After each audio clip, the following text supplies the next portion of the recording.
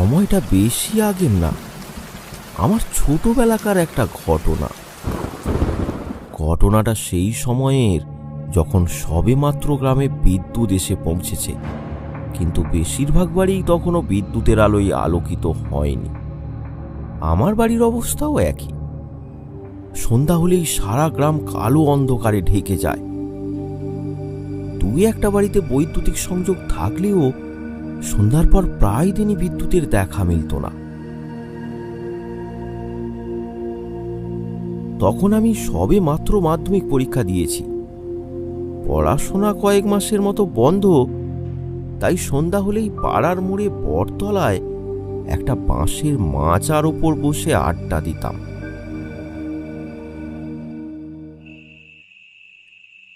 এমনই একদিন সন্ধ্যায় গ্রামে বিদ্যুৎ নেই। আমি আর আমার পাড়ারই এক দাদা কমল মাচায় বসে গল্প করছি। কমলদা আমার থেকে অনেকটাই বড়। তার বাবা মারা গেছেন অনেক দিন আগে, তাই সংসারের দায়িত্ব তারই কাঁধে এসে পড়েছে। কমলদা পড়াশোনা করে না। বয়সের পার্থক্য থাকলেও কমলদা আর আমি দুজনে অন্তরঙ্গ বন্ধু। যেখানেই যাই কমলদা আমার সাথী। দুজনে বসে নানা রকম গল্প করছি, হঠাৎ একটা চেঁচামেচির শব্দ। কমলদা, চলো তো দেখি কি হচ্ছে।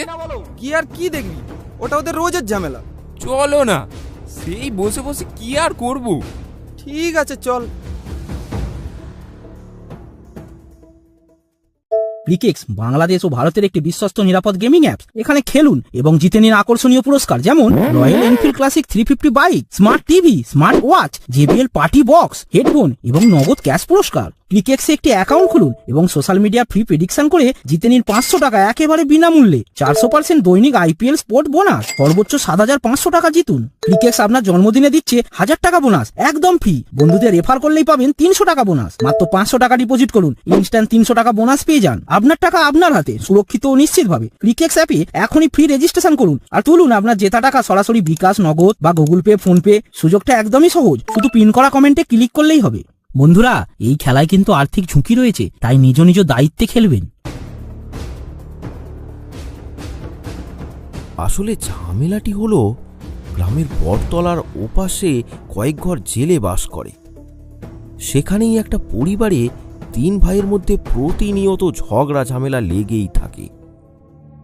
বড় ভাই গোকুল সংসার ধর্ম করেন, তাই তার ছেলে পুলে কেউ নেই। তাই বাকি 2 ভাই ফটিক আর বিকাশ তার সম্পত্তির ভাগ চায়। এই নিয়েই তাদের নিত্যদিনের ঝামেলা। দাদা, তোমার ওইটুকু জায়গায় কি এত অসুবিধা? বাদ দাও মেজদা, বাদ দাও। বড়দা আমাদের কোনোদিন ভালো চায় না। যতই হোক দাদা কোনোদিন আপন হয় না। এসব কি বলছিস তোরা? তোরা ছাড়া যে আমার 3 কুলে কেউ নেই। আমার যা আছে সবই তো তোদের। ও তো শুধু তোমার মন বলানো কথা। তোমাকে কতবার বলেছি আমার ঘরের অবস্থা খুব খারাপ, একটা বাড়ি করব, ওই উত্তরের জমিটা দাও। দিলেই না, শুধু আজ আর কাল করে করে যাচ্ছ। দেখ ভাই, তোদের মানুষ করতে আগেই আমি মহাজনের থেকে অনেক টাকা ধার নিয়েছি। আবারও টাকা নিয়ে জমিতে ওই বাগানটা সাজিয়েছি। কয়েকটা দিন যাক, সব টাকা শোধ হয়ে যাক, তারপর না হয় করবি। আর এখন যদি তোদের খুব দরকার থাকে তাহলে ওই পাশের জমিটাই কর না, সবই তো তোদের। তার মানে তুমি ভালো জায়গাটা না দিয়ে ওই খারাপ জায়গাটা নিতে বলছো?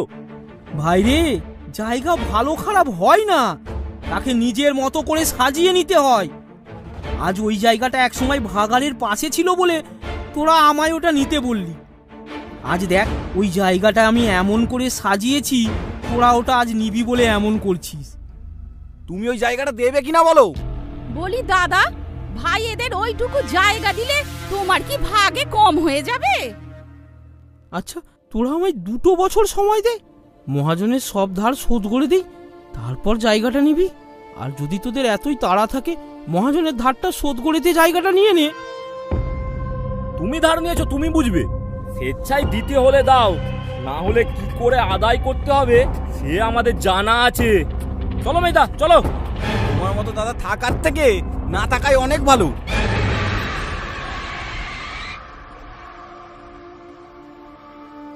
সবাই সেখান থেকে চলে গেল। আমি আর কমলদা তখনও সেখানেই দাঁড়িয়ে রইলাম। দেখলাম গোকুল জেঠু সেখানেই চুপ করে দাঁড়িয়ে আছে। ছোটবেলা থেকেই গোকুল জেঠু বাপ মা মরা দুই ভাইকে কোলে পিঠে করে মানুষ করেছে, তাদের জন্য নিজের সংসারটুকু করেনি। আজ সেই দুই ভাই ভালোবাসার এই প্রতিদান দিল। গোকুল জেঠু একদম ভেঙে পড়েছে। আমরাও আর তার মুখের দিকে তাকাতে পারলাম না। আমরাও সেখান থেকে রওনা দিলাম।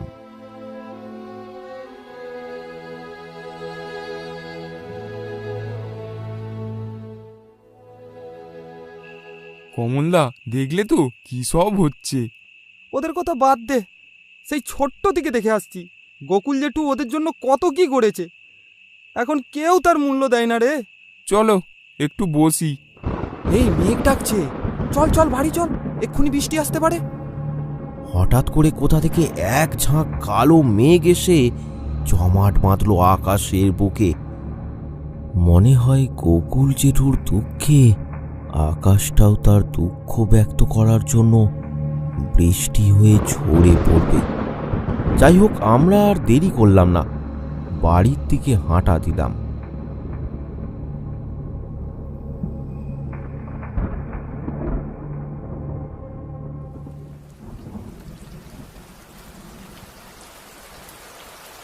রাতে খাওয়া দাওয়া সেরে বিছানায় শুয়ে জানালার দিকে তাকিয়ে আছি। বাইরে ঝিমঝিম করে বৃষ্টি পড়ছে। মাঝে মাঝে বিদ্যুতের ঝলকানিতে চারপাশটা আলোকিত হয়ে উঠছে, কিন্তু আমার মনে তখনও জমে আছে অন্ধকার। আর সন্ধ্যার ঘটনাটা আমার মনকে খুব ব্যাকুল করে তুলেছে। খারাপ সময়ে আপন মানুষও পর হয়ে যায়। এইসব 7-5 ভাবতে ভাবতে কখন যে ঘুমিয়ে পড়েছি বুঝতে পারিনি।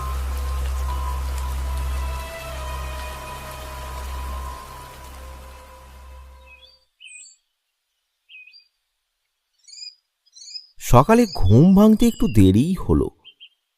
এখন পড়াশোনা নেই, তাই মাও সকাল সকাল ডাকে না। কোনো রকমে মুখ হাত ধুয়েই বেরিয়ে পড়লাম একটু আড্ডা দিতে।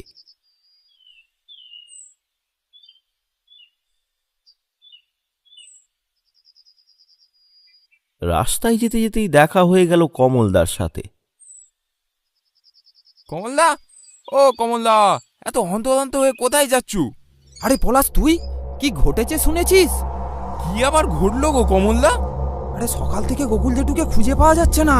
তার ঘরের তালা ঝুলছে, আর নদীতে তার নৌকাটা উল্টে পড়ে আছে। সেখানেই যাচ্ছি, যাবি? হ্যাঁ, তাই চলো তাই চলো। আমরা রওনা দিলাম নদীর পাড়ের দিকে। গ্রামের আরো লোক সেখানেই যাচ্ছে।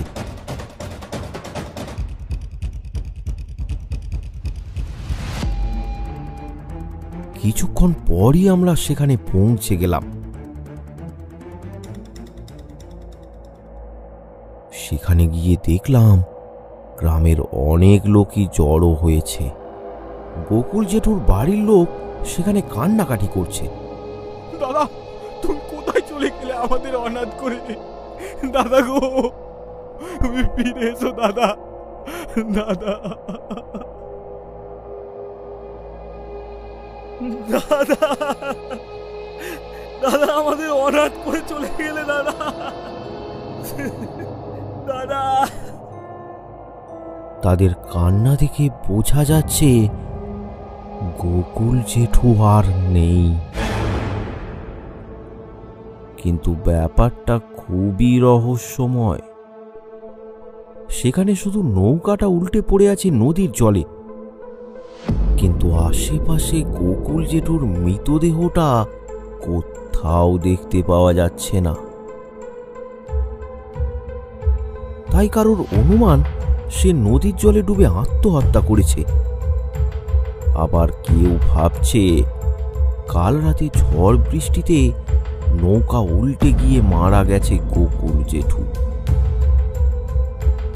সে যেভাবেই হোক তার মৃতদেহটা হয়তো নদীর জলের স্রোতে তলিয়ে গেছে, তাই সেটা আর দেখতে পাওয়া যাচ্ছে না, এটাই সবার ধারণা। দাদা, দাদা তুমি কেন এভাবে আমাদের ছেড়ে চলে গেলে? ঝগড়াঝাটি কি কোনো পরিবারে হয় না দাদা? তুমি কেন ছেড়ে চলে গেলে দাদা?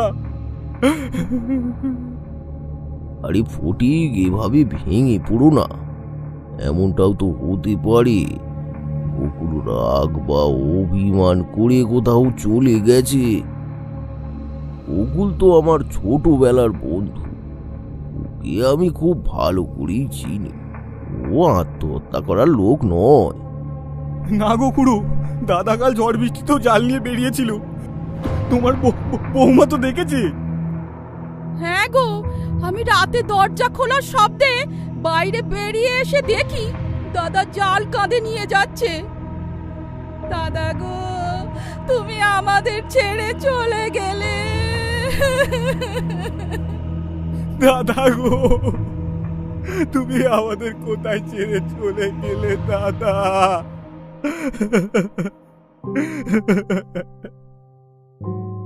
গোকুল জেঠুর পরিবার আর গ্রামের সব লোক দুঃখে ভেঙে পড়ল। তাকে গ্রামের মানুষ খুবই ভালোবাসত, আর লোকটাও ছিল খুবই সরল মনের মানুষ।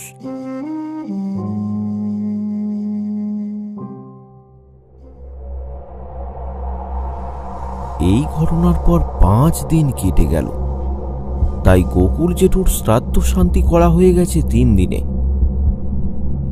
প্রথম কয়েকদিন কেউ আর ওই দিকে যায় না। সে লোক হিসাবে যতই ভালো হোক, অপঘাতে মৃত্যু বলে কথা, লোকের মনে সেই ভয়টা তো থাকবে।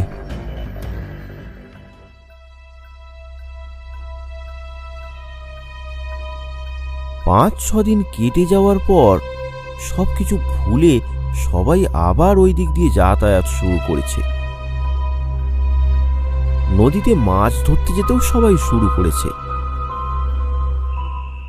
সেই দিনই সন্ধ্যায় গ্রামের এক লোক কাশি তার চাষের সবজি বাজারে পাইকারি বিক্রি করে ওই নদীর পাড়ের রাস্তা দিয়েই বাড়ি ফিরছিল। সদ্য একটা মৃত্যু ঘটেছে এখানে, তাই যতই হোক মনে একটা ভয় তার ছিল। তাই সে সেটা ভোলার জন্য মনে মনে গান করছে। নদীর পাড়ের সেই জায়গাটা যেখানে গোকুল জেঠুর নৌকাটা এখনো বাঁধা আছে, সেখানে আসতেই কাশি থমকে যায়। তার মনে হলো কেউ যেন তার পেছন দিয়ে চলে গেল। ভয় পেয়ে যায় কাশি, এদিক ওদিক ঘুরে দেখেও সে কাউকে দেখতে পায় না। মনের মধ্যে সবসময় ওই কথাই ভাবছি, তাই হয়তো উল্টো পাল্টা সব দেখছি।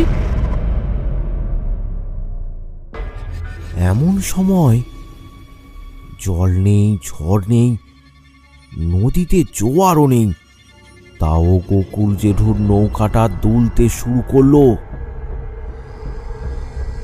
আর তার সাথে ভেসে আসে একটা প্রবল আর্তনাদ।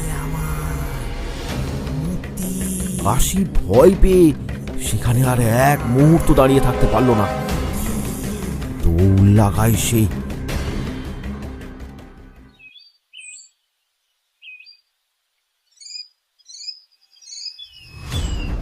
পরের দিন সকাল হতেই সারা গ্রামে ব্যাপারটা ছড়িয়ে পড়ল। কেউ কেউ ব্যাপারটা বিশ্বাস করলো, আবার কেউ কেউ ভাবল কাশি মনে ভয় থেকে এসব দেখেছে, তাই ব্যাপারটা নিয়ে তারা গুরুত্ব দিল না।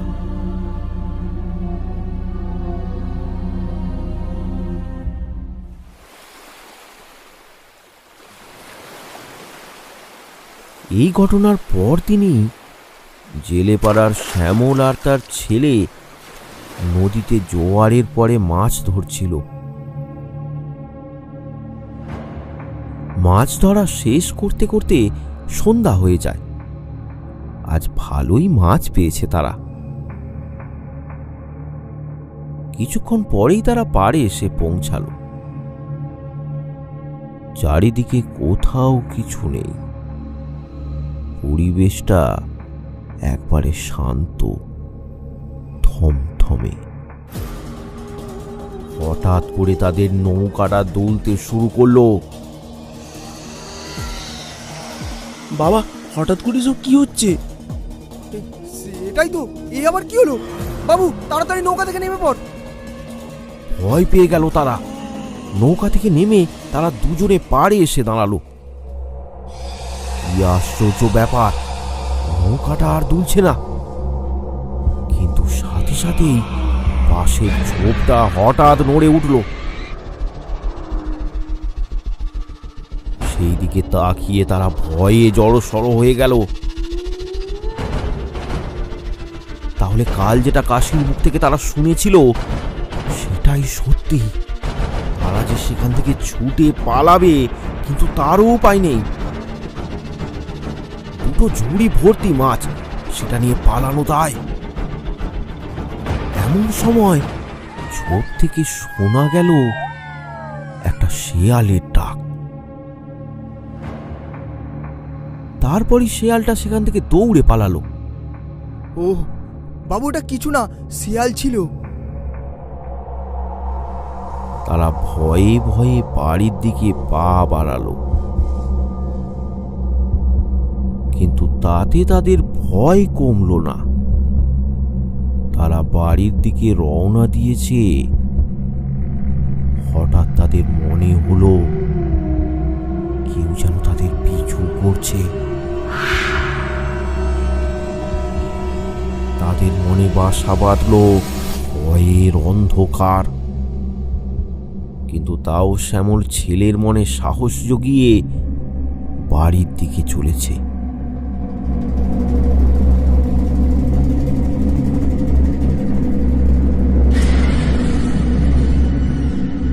গ্রামের ভেতরে পৌঁছে তারা যেন একটু হাঁপ ছেড়ে বাঁচল। বাবা, চলো রাতেই মাছগুলো আড়তে দিয়ে আসি, আর বাড়ি নিয়ে যাব না। দুটো ঝুড়ি ভর্তি মাছ, যদি এসব ভুতুড়ে কাণ্ড শুনলে কেউ তাদের এই মাছ না কেনে, সেই ভয়ে শ্যামল আর ঘটনাটা কাউকে বলল না। সরাসরি সেখান থেকে সে চলে গেল মহাজনের আড়তে।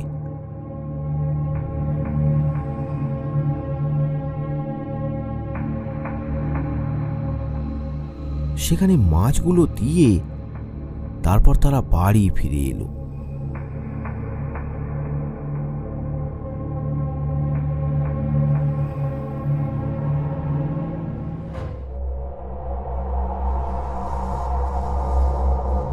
রাত তখন 11টা। শ্যামল বাড়িতে বসে হঠাৎ তার মনে পড়ল, বাবু, তখন ভয়ে তাড়াহুড়োই নৌকাটা তো গাছে বাঁধতে ভুলেই গেছি। এখন কি হবে? রাতের জোয়ার আসলে তো নৌকাটা ভাসিয়ে নিয়ে চলে যাবে। ওই একটিমাত্র নৌকাই তাদের সম্বল। নৌকা ছাড়া সে মাছ ধরবে কি করে? কি করে তাদের সংসার চলবে? তাই সে সব ভয় উপেক্ষা করে আবার সেখানে যাবে ঠিক করলো। বাবু, যাই হোক, আমাকে যেতেই হবে রে। ওই নৌকা ছাড়া আমাদের তো চলবেই না। না বাবা, এত রাতে আমি তোমাকে ওখানে যেতে দেবো না। আজ যা দেখলাম, আমি কোনোভাবেই তোমাকে ওখানে যেতে দেবো না। যাই হোক, কাল সকালে দেখা যাবে। ছেলের মনের ভয় দেখে শ্যামল আর সাহস জোগাতে পারল না। দুজনেই জেগে বসে রইল সকাল হওয়ার অপেক্ষায়। তারপর কি আছে তাদের কপালে কে জানে।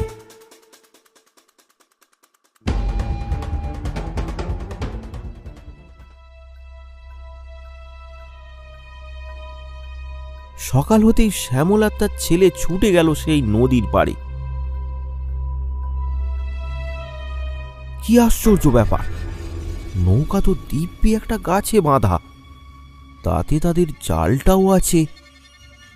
কিন্তু তারা দুজনে বেশ ভালো করেই জানে কাল রাতে তারা নৌকা বাঁধেনি, আর এখন কেউ তো রাতে মাছ ধরতেও আসে না।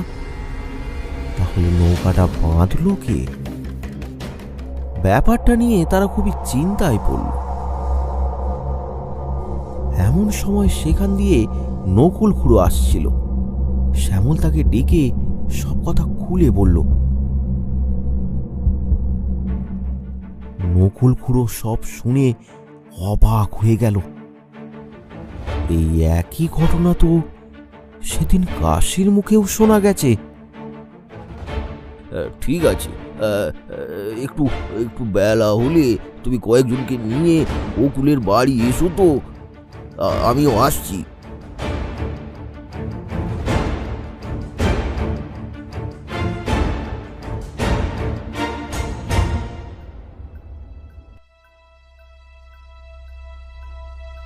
গ্রামের অনেক লোকই জড়ো হয়েছে গোকুল জেঠুর বাড়ির সামনে। ব্যাপারটা দেখে আমি আর কমলদাও সেখানে যাই। আচ্ছা শ্যামলদা, তুমি কি করে বুঝলে ওটা দাদারই ভূত? আমরা ওইখানে আসতেই ব্যাপারটা ঘটেছে, তাই তাই কি দিনের আলো নিত্যই নেশা করে বাড়ি ফিরছিল হয়তো। তোমার তো আবার ওসব ছাড়া চলে না। দেখো ফটিক, ব্যাপারটা হলো যে ওটা একটা অপঘাতে মৃত্যু। আর কাশিও সেই দিন শুনেছে কেউ নাকি মুক্তি চাই বলে চিৎকার করছে। আবার কাল শ্যামলের সাথেও একই ঘটনা ঘটেছে। তাই যেটা বোঝা যাচ্ছে ওটা হলো ওই গোকুলেরই আত্মা। ও আত্মা মুক্তি পায়নি। আমি বলি কি, তোমরা আর একবার ওর পিণ্ডদান করো, বুঝলে? কাকা বাবু, আপনার কি বুড়ো বয়সে মাথাটা খারাপ হয়ে গেছে নাকি? আবার পিণ্ডদান? কত টাকা খরচ আপনি জানেন? এ বুড়োর মাথা সটকে গেছে মনে হয়। এই যাও যাও যাও এখান থেকে। হ্যাঁ হ্যাঁ, যাও যাও, আমরাও সব আর ফালতু খরচ করতে পারবো না। যাও সব। আজ সবকিছুই গোকুল জেঠুর পরিবারের কাছে অপব্যয়, অপচয় বলে মনে হচ্ছে।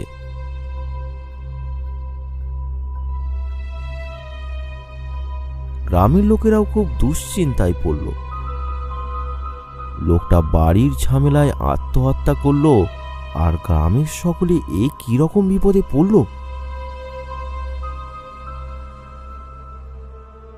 লোকটা কত ভালো লোক ছিল বলো তো, মরে গিয়ে কি শয়তানের রূপ ধারণ করলো। কাশি, এমন কথা বলো না। দেখো খুড়ো, গোকুল তোমার ছোটবেলার বন্ধু ছিল, তাই তোমার এসব শুনে খারাপ লাগবে, কিন্তু সত্যকে কি করে চাপা রাখবে? কি সত্য আর কি মিথ্যা সেটা তুমি কি করে বুঝছো? হ্যাঁ খুড়ো, এই ঘটনায় ভয় পাবো না আনন্দ পাবো কিছুই বুঝতে পারছি না। আজ যেটা আমার সাথে ঘটলো। না গো শ্যামল, চিন্তা করো না। গোকুল আমার প্রাণের প্রিয় বন্ধু ছিল। আমাকে ব্যাপারটা জানতেই হবে। আজ সন্ধ্যার পর আমি যাব ওখানে। তোমাদের কেউ কি আমার সাথে যাবে?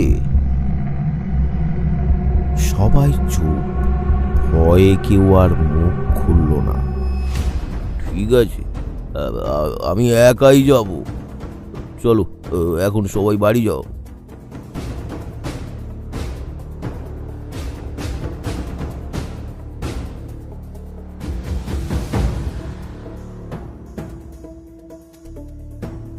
আচ্ছা খুড়ো, আমরা যদি তোমার সাথে যাই আমাদের নেবে? যাবি তোরা? যাবি? হ্যাঁ গো, আমরা যাব। এই তো, তোরাই এই গ্রামের ভবিষ্যৎ। রাত 8টায় গ্রামের শেষ রাস্তার মোড়ে চলে আসবি। যা, এখন বাড়ি যা।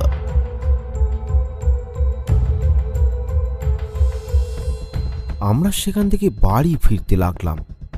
এখন আমাদের মনে একটা ভয়, উৎসাহ, সাথে কাজ করছে, কি হবে সেটা দেখার জন্য।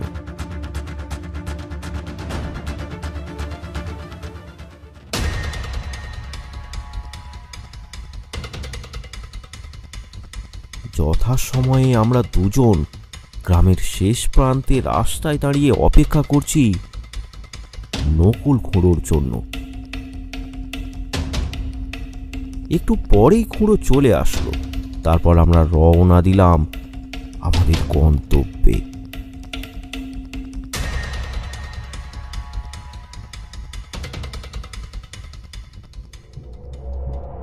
নদীর ধারে পৌঁছতেই একটা থমথমে ভাব আমাদেরকে গ্রাস করল।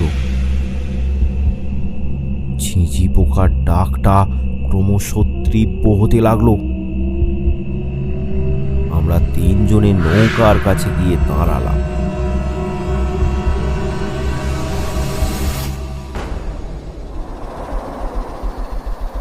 হঠাৎ করে একটা হাওয়া চলতে শুরু করলো। আমাদের চারপাশে এদিক ওদিক দিয়ে কেউ যেন ছুটে চলে যাচ্ছে। এক ঝলক তাকে যেন আমরা দেখতেও পাচ্ছি। আমাদের দুজনের মনে ভয় তখন থাবা বসালেও নকুল খুঁড়ো এখনো দিব্যি আছে। এবার নকুল খুঁড়ো ডাক দিল, গোকুল, গোকুল, গোকুল, এমন করছিস কেন? শান্ত হ, শান্ত হ। আমি জানি তুই এসব করছিস। এমন করিস না ভাই, এমন করিস না। নকুল পুরো কান্নায় ভেঙে পড়ল। তার কান্না দেখে আশপাশের প্রকৃতিও যেন বিষাদে ভরে উঠল। কি ঘটে গেল আমি কিছুই বুঝতে পারলাম না।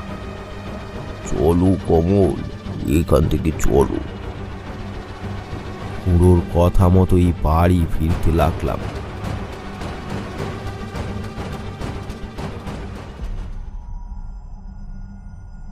রাস্তায় আস্তে আস্তে খুঁড়ো বলল, কমল বাবা আমার, কাল তোকে একটা কাজ করে দিতে হবে, পারবি তো?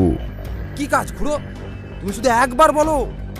কাল সকালে তুই একবার গিয়ে ব্রজবাসী বাবুকে খবর দিয়ে আসবি, আর একবার বিকালে ওনাকে আসতে বলবি। মানে ওই ব্রজবাসী তান্ত্রিক? তার মানে সত্যি কি খুড়ো এখানে ভূত আছে? ওরা এখনো ছোট ছেলে, তাই এত কিছু বুঝতে পারলি না, তবে আমি সব বুঝতে পেরেছি। আমার মনে হয় আমার গোকুল মরে গিয়েও শান্তি পায়নি।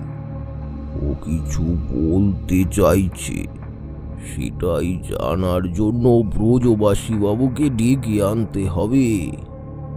খুড়ো, গোকুল জেঠু সবার খুব কাছের মানুষ ছিল, আর আমারও। ওনার আত্মার মুক্তির জন্য আমি সব করতে রাজি। কাল সকাল হলেই আমি যাব।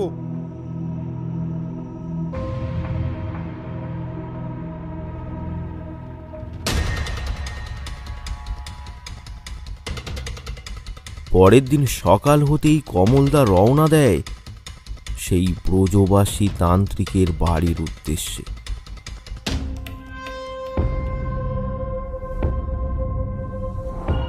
এদিকে নকুল খুঁড়ো গোকুল জেঠুর বাড়িতে তার ভাইয়েদেরকে ব্যাপারটা জানা। ধীরে ধীরে ব্যাপারটা সারা গ্রামে ছড়িয়ে পড়ে। গ্রামের সকল মানুষ খুব উৎসাহের সাথে অপেক্ষা করছে কি ঘটে ব্যাপারটা দেখার জন্য।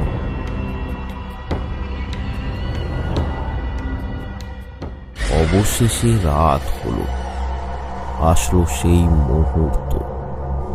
তখন হয়তো রাত 9টা হবে, তবে গ্রামের 9টা মানে বেশ অনেকই রাত মনে হয়। ব্রজতান্ত্রিক এসে উপস্থিত হয়েছেন। গ্রামের অনেক লোক সেখানে এসেছে। গোকুল জেঠুর পরিবারের লোকজনও এসেছে সেই নদীর ধারে।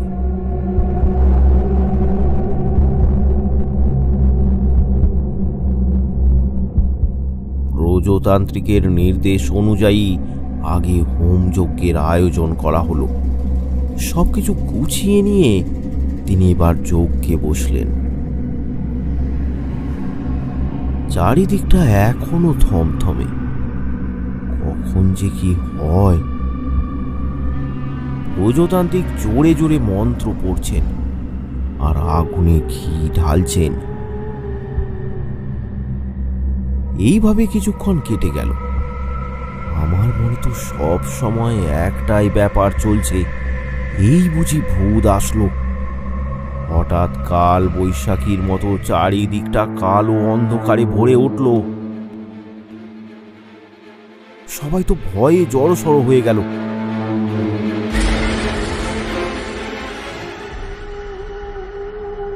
ব্রজতান্ত্রিক বুঝতে পারলেন তার আহ্বানে কাজ হয়েছে। অশরীরী এসে হাজির হয়েছে। তিনি উঠে দাঁড়ালেন। একটু রেগেই তিনি প্রশ্ন করলেন, কে তুই? সামনে আয়। আয় বলছে। আমি গোকুল। তুই এভাবে সবার অনিষ্ট করছিস কেন? চলে যা এখান থেকে। অনিষ্ট? আমি তো কারো কোনো ক্ষতি করিনি। আমি শুধু চাই আমার মুক্তি। তোমরা আমায় মুক্তি দাও। আমায় মুক্তি দাও তোমরা। মুক্তি মানে? তোর শ্রাদ্ধ শান্তি তো সব হয়েছে, তাহলে? সেটা হয়েছে, কিন্তু কিন্তু কিন্তু কি? কিন্তু কিন্তু আমার দেহটা এখনো মুক্তি পায়নি। মুক্তি পায়নি মানে? কোথায় কোথায় তোর দেহটা? ওই তো ওদিকে গাছের নিচে ঝোপের পাশে মাটিতে পোতা আছে আমার দেহটা। মানে এসব কি বলছিস গোকুল? তুই তো আত্মহত্যা করেছিস? তাহলে তোর দেহ? না রে, আত্মহত্যা নয়, হত্যা। আমাকে হত্যা করেছে। কথাটা শুনে গ্রামের সবার মাথায় যেন আকাশ ভেঙে পড়ল। গ্রামের সবাই খুব ভালোবাসতো তাকে, তাই সবাই খুব রেগে গেল। কে তোমায় হত্যা করেছে? একবার বলো তুমি একবার শুধু তার নামটা বলো। কি হলো গোকুল? তুই বল, চুপ কেন? কিছু বল। কে বা কারা তোকে হত্যা করেছে? আপনজনের ব্যথা দিলে বুক ফাড়লেও মুখ ফোটে না রে।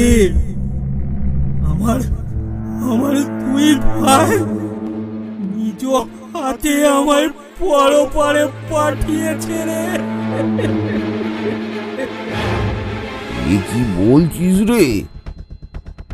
কোন তবে সেই দিন সন্ধ্যায় ঝগড়াঝাটি হওয়ার পর রাতে আমার ঘুম আসছিল না। নানা রকম চিন্তা আসছিল মনে। বাইরে বৃষ্টিও পড়ে চলেছে, কি করব? এমন সময় ঘুড়িতে দেখলাম রাত 1টা। ভাবলাম ঘুম তো আর আসবে না, যাই নদীতে এখন জোয়ারের সময়, যদি কিছু মাছ পাওয়া যায়। তাই আমি বেরিয়ে পড়লাম।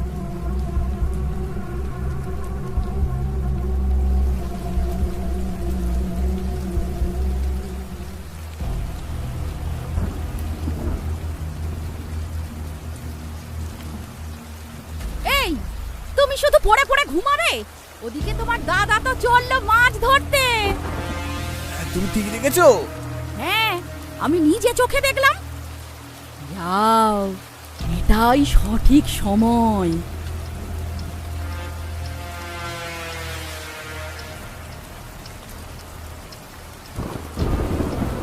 দাদা, তুমি আমাদের ডাকলি না? একাই চলে এলি? আরে তোরা এসেছিস? বৃষ্টি পড়ছে তাই ভাবলাম তোদের ডাকবো না। এসেছিস যখন ভালোই করেছিস। এই সবে একবার জাল ফেলেছি, দাঁড়া এবার তুলবো। যা, মনে হয় জালটা কোথাও আটকে গেছে, একবার নামতে হবে। দাঁড়াও, আমি নামছি। এই থাক, তোদের নামতে হবে না, তোদের ভিজতে হবে না। না দাদা, নদীতে এখন অনেক জল। একা নামা ঠিক হবে না। চলো চলো আমরা ধরাধরি করে নামি। আয় বিকাশ আয়। পাগল ছেলে সব, তোরা আমার কথা এত ভাবিস? আয়।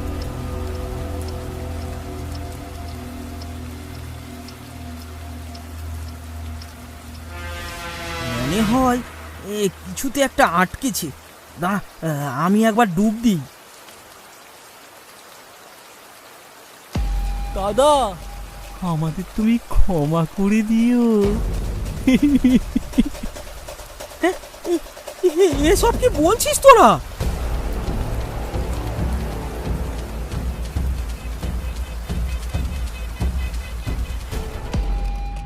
এই সব কথা শুনে গ্রামের সবার মাথায় আগুন জ্বলে ওঠে। তারা ফটিক আর বিকাশকে মারতে উদ্যত হয়। আজ তোদের দুজনেরই শেষ দিন, মারো বেটাদের। হ্যাঁ মারো, হ্যাঁ মারো, মারো বেটাদের মারো। দাঁড়াও দাঁড়াও, তোমরা মেরো না ওদের, মেরো না। তোমরা শুধু আমাকে মুক্তি দাও, আমার দেহ সৎকার করে আমায় মুক্তি দাও। কি বলছিস তুই? তোর সাথে যারা এত অন্যায় করলো তাদের ছেড়ে দিতে বলছিস? না রে, ভুল ওদের না, ভুল আমার। আমি ওদের সুশিক্ষায় মানুষ করতে পারিনি। ছোট থেকে ওদের সব ভুল স্নেহ ভালোবাসায় অন্ধ হয়ে মেনে নিয়েছিলাম। তাই আজ ওরা আমার ভালোবাসাটাকেই অন্ধ করে দিল চিরতরে।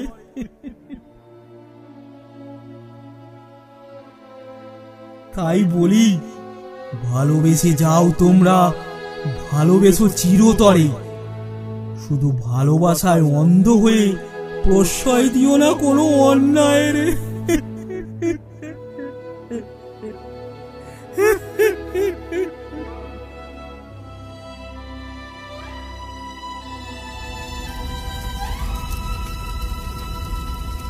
যুগে যুগে সব ভালোবাসা এইভাবে আগুনে পুড়ে শেষ হয়ে যায়।